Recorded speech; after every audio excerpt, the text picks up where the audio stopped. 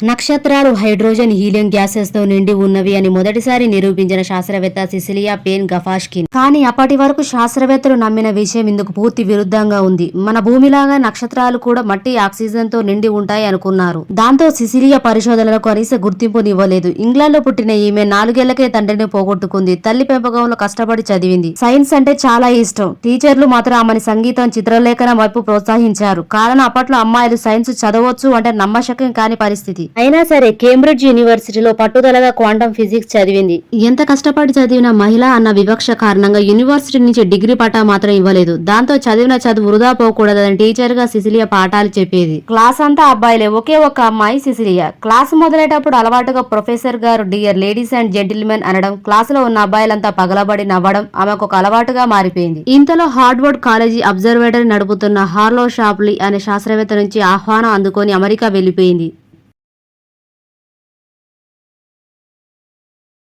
అక్కడ నక్షత్రాలు విడుదల చేసే కిరణాలను విశ్లేషించి వాటి స్వభావం తెలుసుకునే అవకాశం వచ్చింది. ఆ సమయంలోనే అవి హైడ్రోజన్ హీలియంతో నిండి ఉన్నాయని గ్రహించి దానిపై పిహెచ్డి చేసింది. కానీ అక్కడ తనకి గుర్తింపు రాలేదు. అంత గొప్ప పరిశోధన చేసిన ఆమెను అక్కడ టెక్నికల్ అసిస్టెంట్ అని మాత్రమే పిలిచేవారు. కారణం హార్వర్డ్ కంప్యూటర్స్ అనే హోదాలో పనికి కుదిరింది. హార్వర్డ్ కంప్యూటర్స్ అనేది కేంబ్రిడ్జ్ లోని హార్వర్డ్ కాలేజ్ అబ్జర్వేటరీలో ఆస్ట్రానమికల్ డేటాను ప్రొసెస్ చేయడానికి నైపుణ్యం కలిగిన వర్కర్స్ గా పనిచేస్తున్న మహిళల బృందం. కంప్యూటర్ లేని ఆ కాలంలో నక్షత్ర దూరాలను లెక్కించాలంటే అంత తేలికేం కాదు. ఆ లెక్కలు వేసి అంత డేటాని భద్రపరచాలంటే చాలా ఓపిక కావాలి. పైగా ఆడవాళ్లకు తక్కువ జీతం ఇచ్చి ఎంత పని చేయమన్నా చేస్తారన్న కారణం చేతనే సిసిలియాకు ఉద్యోగం ఇచ్చాడు షాప్లీ. పోనీ పిహెచ్డి పట్టా అయినా ఇచ్చారంటే హార్వర్డ్ నుంచి టెక్నికల్ గా ఆమె ఆ పట్టాను అందుకోలేకపోయింది. 56 ఏళ్ల వయసులో ప్రొఫెసర్ అని పిలిపించుకోగలిగింది. ఆనాడు మగ శాస్త్రవేత్తలు నిరాకరించిన ఆమె పరిశోధనలు ఆధారంగానే ఈనాడు మన శాస్త్రవేత్తలు ఆస్ట్రోఫిజిక్స్ లో ఎన్నో పరిశోధనలు చేస్తున్నారు.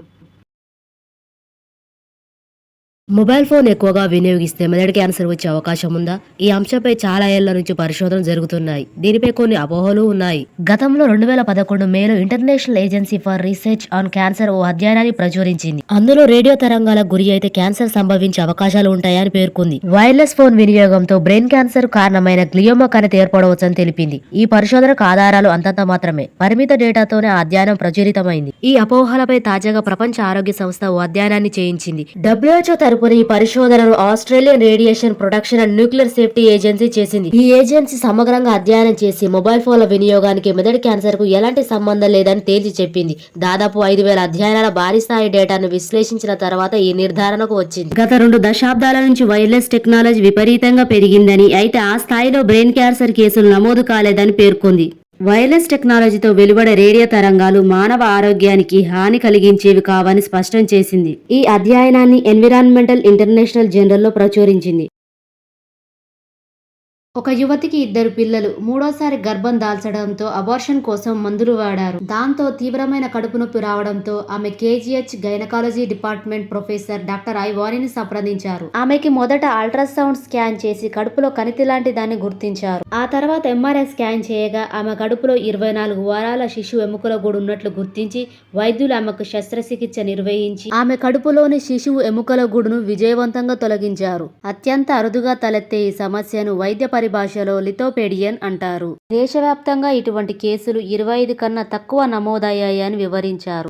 లిథోపెడియన్ అనేది గ్రీక్ పదం. గ్రీక్ లో లిథోస్ అంటే స్టోన్, పెడియన్ అంటే చైల్డ్. పిండం చనిపోయి అది శరీరం ద్వారా గ్రహించలేనంత పెద్దదిగా ఉన్నప్పుడు లిథోపెడియన్ గా మారుతుంది. ఎన్నో కేసులలో అంతకు ముందే శరీరంలో లిథోపెడియన్ ఉన్నప్పటికీ మరోసారి గర్భాన్ని దాల్చి ఎటువంటి సమస్య లేకుండా బిడ్డలకు జన్మనిచ్చారు. ప్రపంచవ్యాప్తంగా లిథోపెడియా కేసులు 330 నమోదయ్యాయి.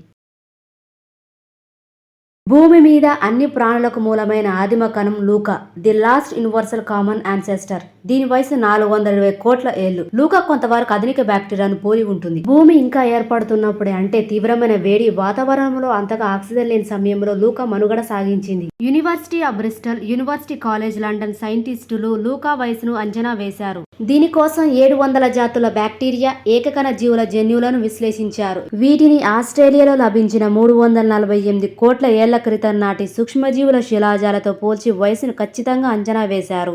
భూమి మీద కఠినమైన ఆవాసయోగ్యం కాని హడియాన్ యుగంలో లూకా జీవించింది. అప్పుడు మహాసముద్రాలు చాలా వేడిగా ఉండేవి. వాతావరణంలో ఆక్సిజన్ చాలా తక్కువ. అయినప్పటికీ లూకా మనుగడ సాగించడం విశేషం. ఈ కణం అత్యధిక ఉష్ణోగ్రతలను తట్టుకునేలా మారటంతో పాటు ఆక్సిజన్ లేకపోయినా జీవించే సామర్థ్యం ఉంది. పర్యావరణంలో ఇతర సూక్ష్మజీవులు వెలువరించే ఉత్పత్తుల మీద ఆధారపడింది. భూమి లాంటి ఇతర గ్రహాల్లోనూ ఇలాంటి పరిస్థితులు జీవుల పుట్టుకకు వీలు కలిగించే అవకాశం లేకపోలేదని సైంటిస్టులు భావిస్తున్నారు.